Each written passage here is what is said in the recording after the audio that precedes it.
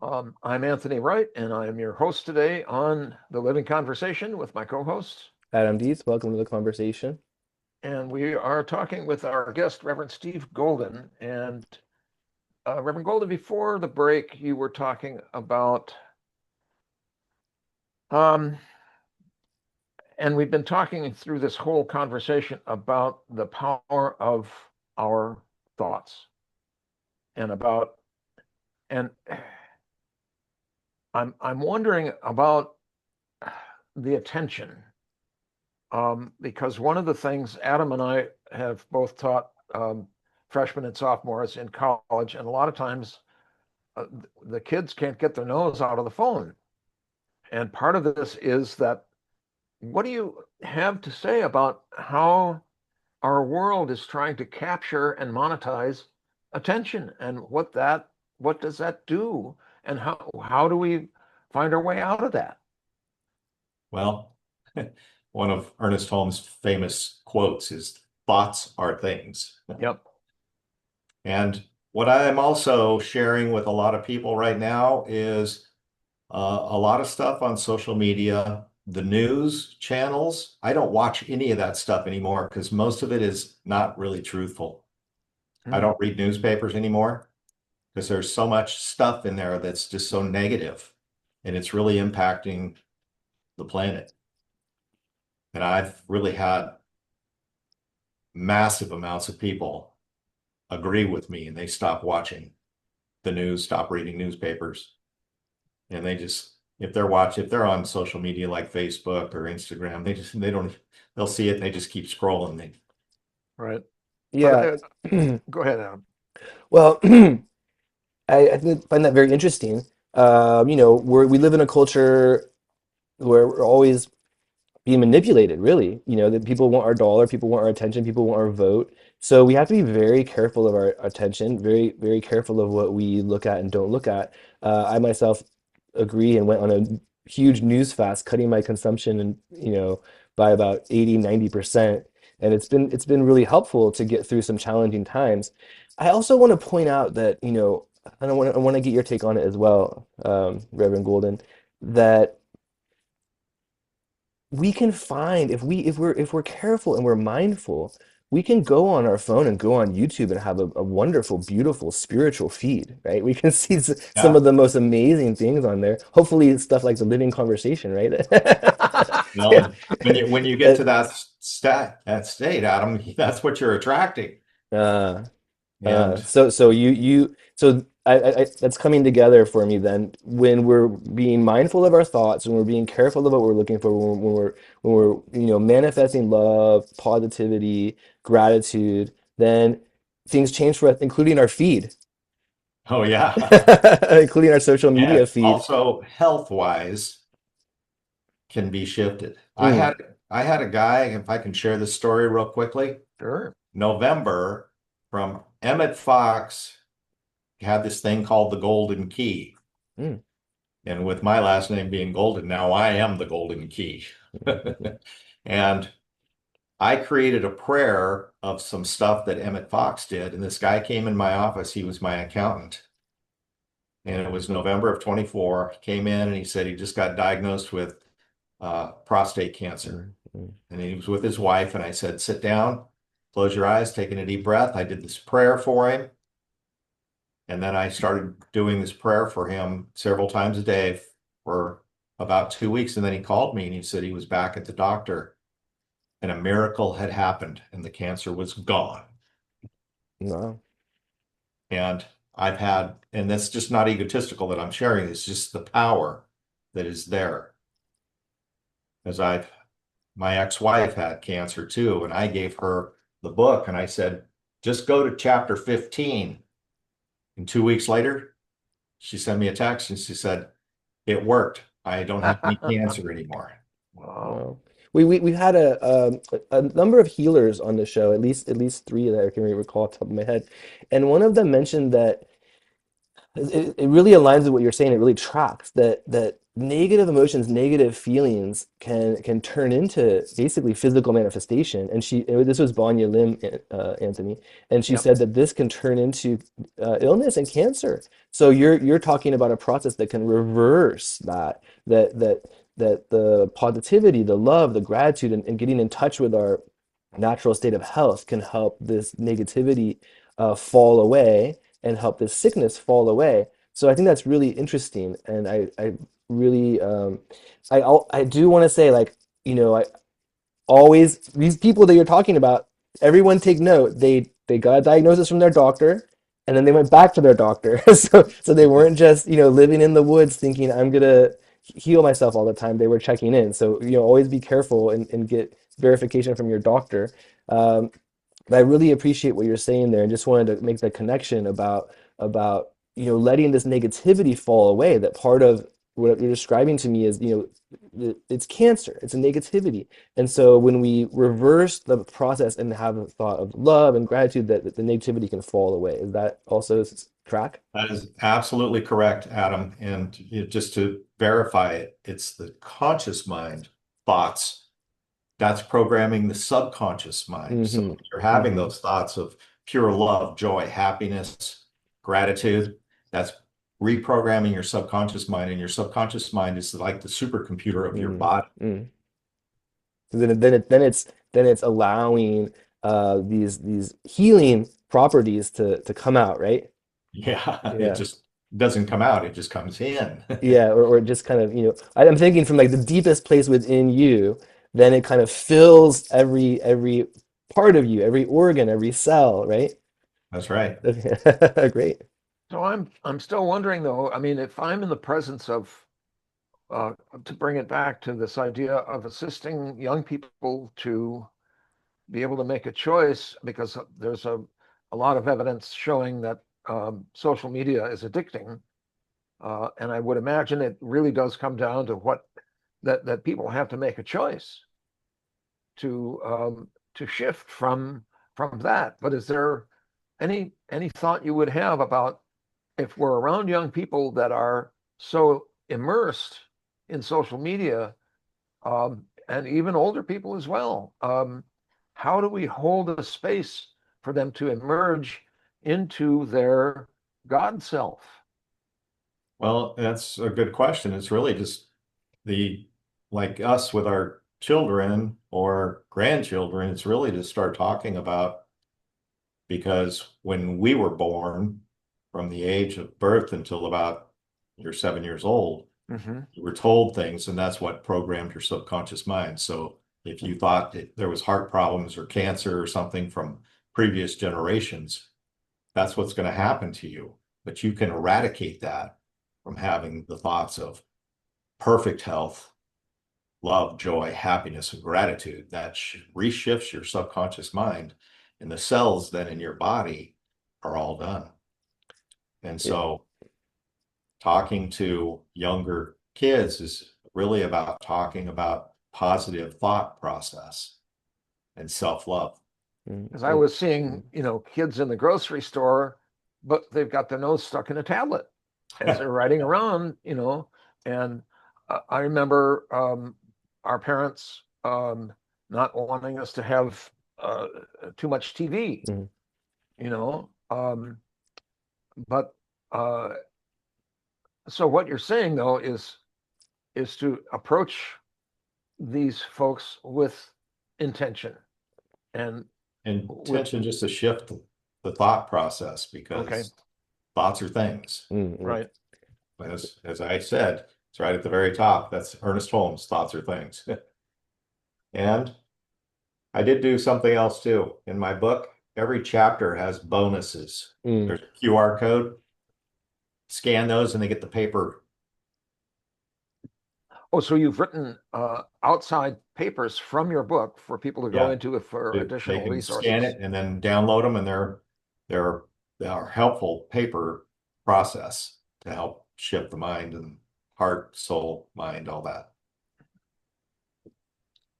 So, um, so this is very interesting. This is based on um, the work of Emerson, but also in my research, I saw that New Thought was also based on the philosophy of the German philosopher Hegel.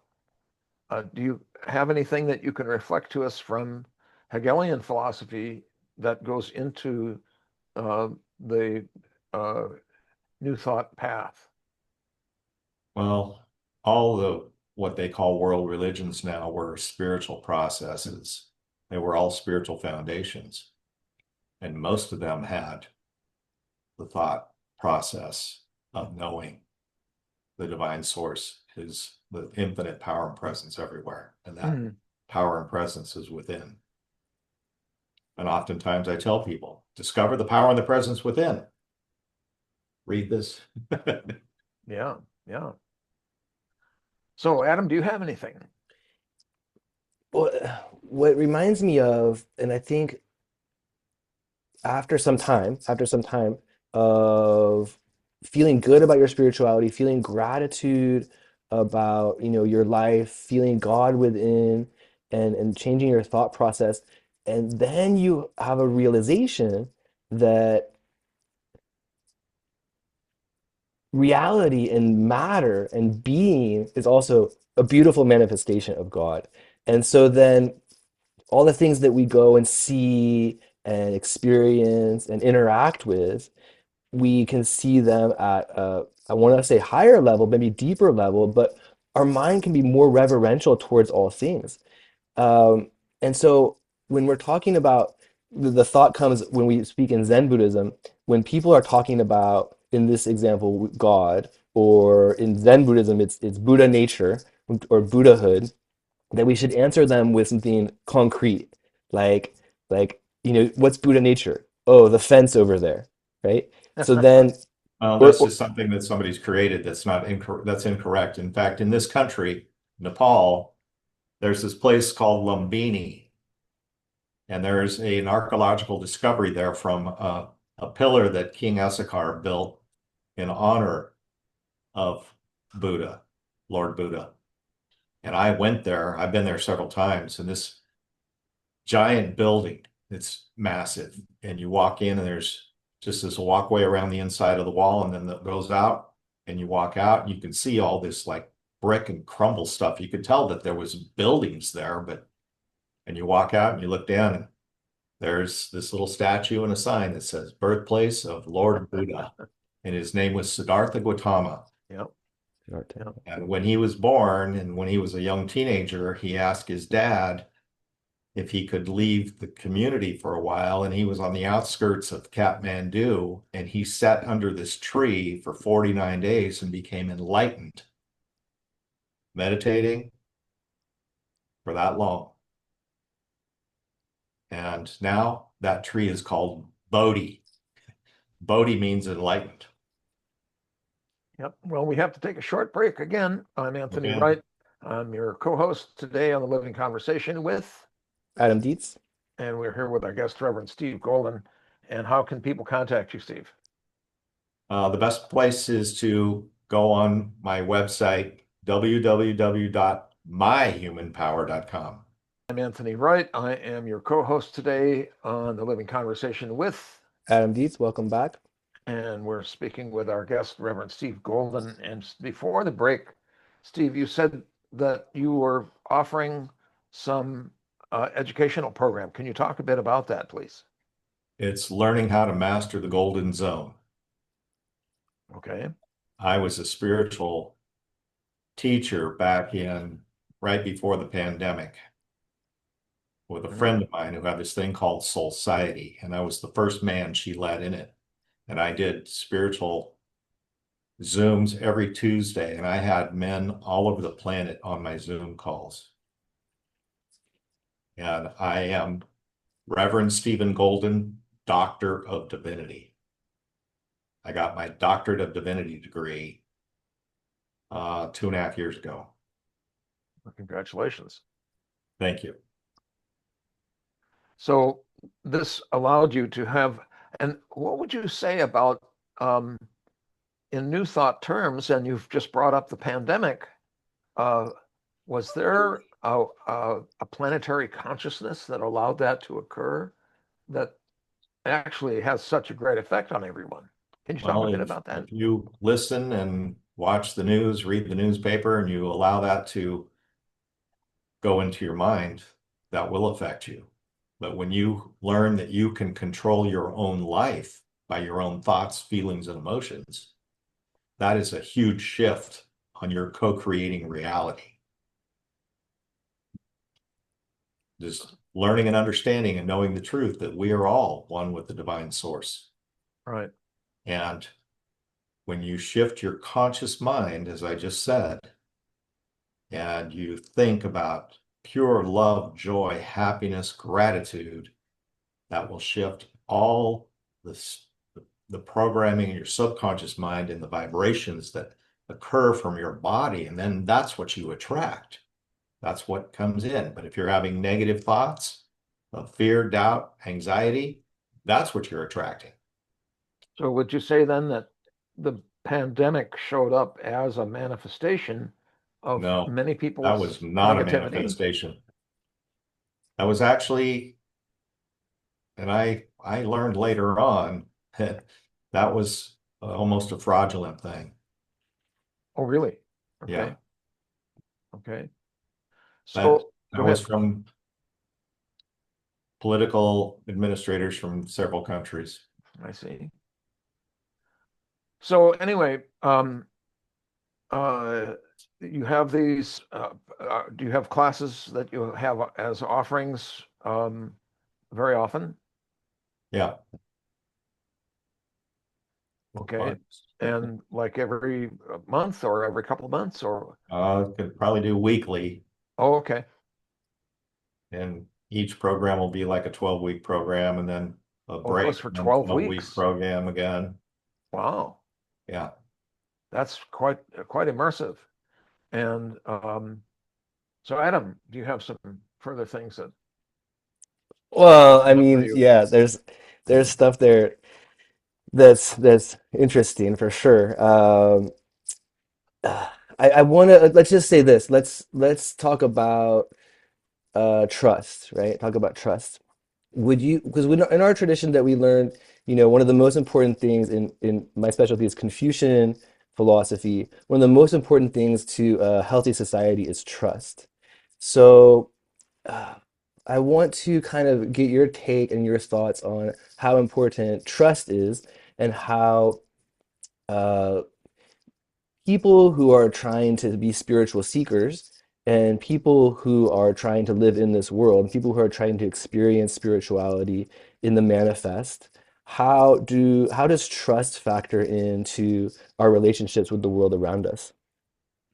Well, and that's a really good question because in this book, it really is educational about learning the trust of the truth of who you are. And And then the when you relationship with other people, relationship in society. Because we spoke quite a bit about trusting yourself, experiencing yourself at a higher level, experiencing God within you, but then that's within, right? So then how do we relate to the outside world around us? How do we how do we, relate to other people most importantly, right? well, it all depends on what you seek in your life. As you are your own person that you can co-create your reality in your life, and you can help other people. That's my power and passion and purpose now, is to help humanity here on Earth. And another very important thing is that people that are in religions, I'm not telling them they need to leave the religions. They just need to learn the truth of who they are, and that religion is a spiritual foundation. And learning how to control their minds, their feelings and emotions will help shift their lives.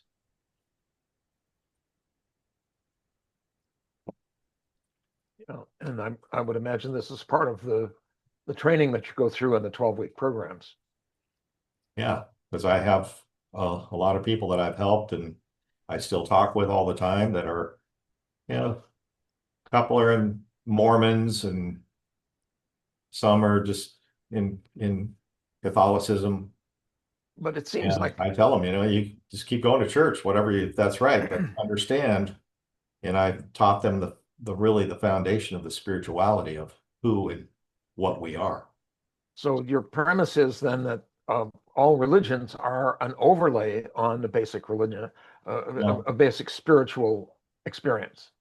as my first chapter is all about world religion history, Hmm. then the new thought philosophy is what they called spirituality. Later, this would happen in the early 1900s. Right. And then the quantum field, which is that everything is energy and the divine source is everything. I think So some religions, though, are more judgmental and political. And I studied every world religion to get my ministerial license. that's great. Yeah, we have a background in comparative philosophy, comparative religion as well. So I think that's really important. One image that often comes to mind, I've shared before on the show, is that it's like a prism, that at the highest level, God is pure light, and then as it manifests down into the lower levels of the religion, it divides into the different, like a rainbow, but at the source is the same, right? Do you find that to be the case in your studies of comparative religion? Well, I don't really, I'm not involved in religions because now I know the truth of who each and every one of us is. The So now source. it's just me focusing on, and every morning when I get up, I do some meditation and I have a lot of conversations in the internal voice with God, and I do some affirmations for Hmm. my manifestations, and I visualize in my internal vision of what that is. And I'm in a highest state of gratitude now, and that has just shifted my life completely. Nice, nice. Earlier, Anthony was touching on something because we do have an element of like Western philosophy that comes in. I have a little bit of a background there. And I wanted to just kind of track this with you because Anthony was mentioning Hegel, and I know Hegel, deeply influenced many, many philosophers. But you've mentioned a few times Emerson. So I once, researched about how Hegel influenced Emerson, and Emerson influenced Henry David Thoreau.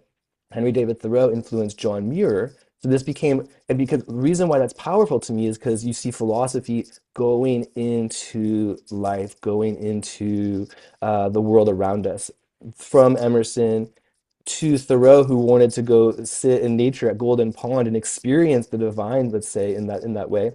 Then through to Muir, who wanted to protect the divine around us, right? To allow, God's manifestation to be protected. So he was actually kind of an activist. So, can you say something, one, about that lineage in your background of philosophical study, and two, about how people might want to manifest their spirituality in their life around them? Well, something about that one is that it was really talking about external things, but it's truth that it's not external. It's really what you're thinking about, what you're feeling, your emotions are. And God is not an external being. Can you resonate though with other gods? Like, let's say, for There example, aren't other gods. okay, but There is I'm only one God, the okay, infinite power and presence everywhere. quantum field, right? And we have God within, and That's right. other things around us have God within. So that's what I'm talking about when I say other gods. So, So, forgive me for but no, misspeaking. but it's Yeah, forgive me for misspeaking. other So species like heavenly gospel dogs, all the dogs. yeah, so can you resonate with the divine in other entities around you when you're having this mindful of gratitude? Can you resonate at a deeper level with things around you? I have with heavenly dog gospel dogs. Yeah. So people in general, when they're experiencing things at a higher level inside themselves, right? Then does that also, it sounds to me like in your work, that would also influence how they view the world around them. Yeah. Well, and Buddhism is really in Buddhism and Hinduism, as cows are sacred animals. They Right. do it with them. Yep. Well, we're coming to the end here. I just want to ask one other thing. If there was only one thing you could offer to as a closing comment to our listeners, what would that be? Go to my website. You can see some stuff about this. My website, go online, go to www.myhumanpower.com. You'll see about the book. You'll see a little bio about me. And at the bottom of the page is a human power playbook, which is 10 items that really has helped so many people. I'm so blessed and grateful that the divine source helped me create that, because I want to help humanity, and Right. I am helping humanity now. Okay, well, thank you so much for listening. And I'm Anthony Wright, and I'm your co-host today on the Living Conversation with, Adam Dietz, thanks for joining. and we've been talking with our guest, Reverend Steve Goldman. Doctor of Divinity. Thank you so much for listening. It was and, very nice being on with you guys. I really appreciate it. okay, thank you, and Okay. we will see you next time. All right. Blessings to you both.